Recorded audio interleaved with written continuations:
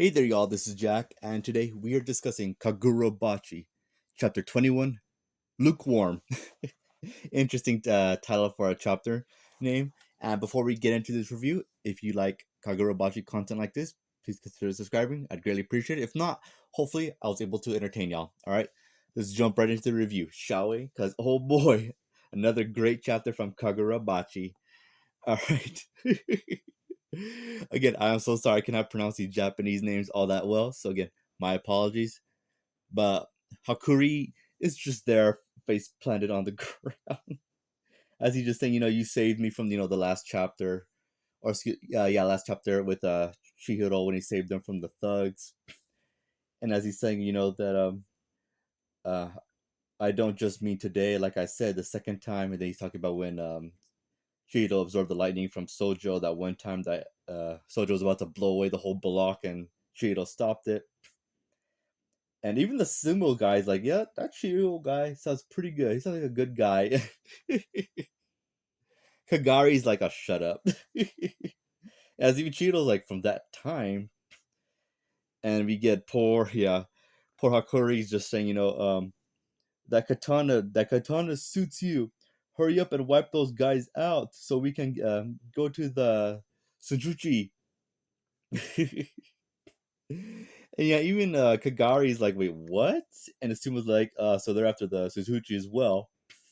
And she's like, all the more reason we should waste him now. And right there, yeah, we do. There's a reason why Hakuria says, yeah, I'm about to pass out here. There's a very good reason for that. Because we get that later on. As Chihiro and Kagari just kind of speak with each other. As she says, you are Chihiro Rokurai, right? If you're really such a good guy, cooperate and hand over the enchanted blade. And as that's happening, the sumo guy's like, oh, I'm Tafuku. But all right. Yeah, and also no one can leave this place until, the match is settled. I mean, he's lying through his teeth, but I get it, especially if you're in this situation. As we get Kagari explaining to Chiro, there are two ways we just let you go. You have two choices. You either give us the sword or not. If you don't, we'll just kill you. And there's the sword's eternal contract. If you resist, you'll die as a traitor to your nation. And Cheeto just stares her down as she just says, the one other thing is, I don't relish in killing a weakling. You killed Sojo after all. He tamed Cloud Gouger, right? You haven't shown those skills yet. If we're gonna do this, then no more of this lukewarm crap. Alright, pretty good on her. That was pretty cool. As a Cheeto remembers the time Cloud Gouger broke, as he thinks to himself that enchanted blades are dangerous. I've learned that firsthand. Then he remembers Sojo and his father, and Kagari just attacking him, saying that the blades are all they're easily able to kill people. But then Chiro remembers good old Hakuru just saying, that you saved my life. And Chiro's like, okay, I can't hesitate. As he says, I won't hand it over to anyone. To defeat evil and to protect the weak, I have to master this. As he draws his sword, it's his time to burst through. And right there, he immediately just disappears. And Kagari just already, as she says, Hokuroku ribs, and these ribs just pour right out of the ground, which is again very interesting sorcery technique. As we know, Cheeto's obviously not trying to kill her at this point, because he's trying to hit her with the back of the sword, to essentially just knock her out or knock her down enough to where he defeated her so he could escape.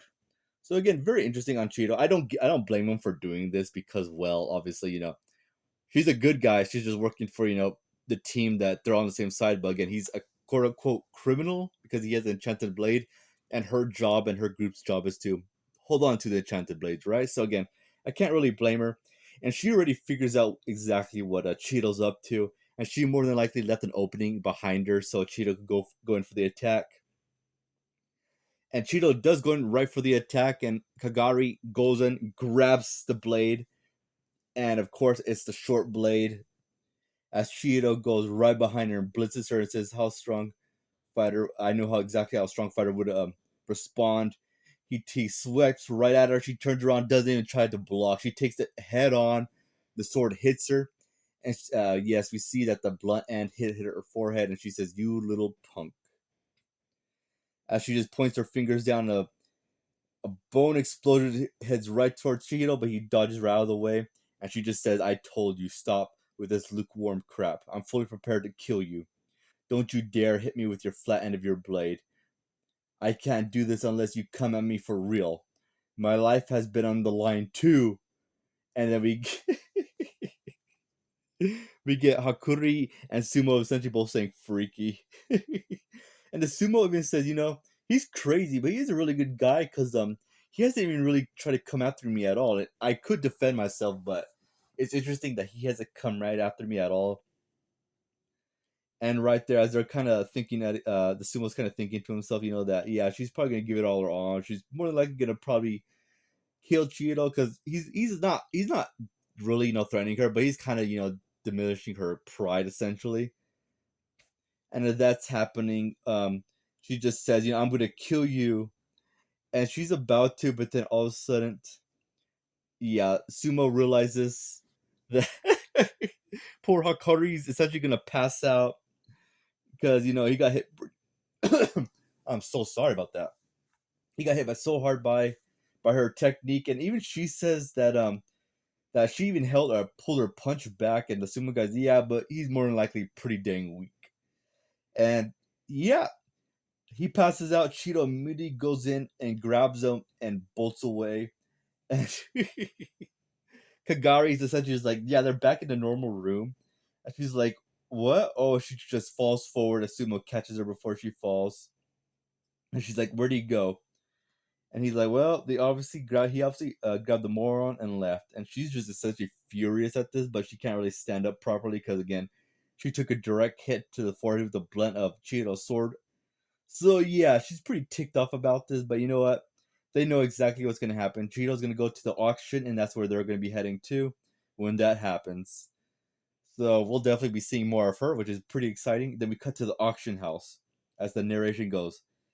It's going to be wild this year. And then we get Kagura Sazanami, head of the Sazanami family, leader, auctioneer of the Rakazugachi. I am so sorry, Japan.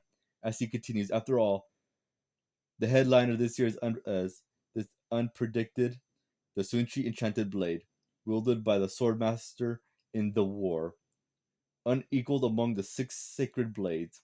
It's the sublime masterpiece of Kurugashi Rokuga. So this is supposedly the strongest sword of the Enchanted Blades. We'll see about that. Let's just say that. As he continues, but because of the eternal contract, its true vessel is untouchable. Yeah, at least for now. It doesn't matter what sort of commotion arises. We'll protect Rukuzachi as always, but, well, I do feel a bit nervous as we cut to a huge auction room with the final panel being some mysterious guy that was more likely the previous user, and they have him captured so that way they could kill him. Whoever gets the sword could probably kill him, and then be able to be the true owner of that sword. So very interesting, I gotta say, because people speculated that this guy in the final panel is Sojo's twin brother, or a brother of some sort, which I could see because I could definitely see the resemblance. But I personally would not be a fan of that. But depending how well it's done, I could definitely be turned. And yeah, I'm not gonna lie, this was actually a pretty good chapter. Cheeto getting out of this, was pretty good on him. And again, it was really Kagari's fault for taking that shot head on to essentially just prove her point. But that gave Cheeto a chance to escape and I guess to show how tough she really is. But yeah, it kind of backfired on her because she really couldn't keep up with Cheeto as he made his escape. And again, the loophole with Hakuri, jumping in, taking the attack, and then getting knocked out, showing that he participated in the fight. You know, disabled the domain expansion. So I gotta say, pretty smart on the author for doing that. That was a kind of a loophole to get out of that. But yeah, I'll give this chapter an 8 out of 10. I enjoyed it, and hopefully, that it keeps up this momentum. All right.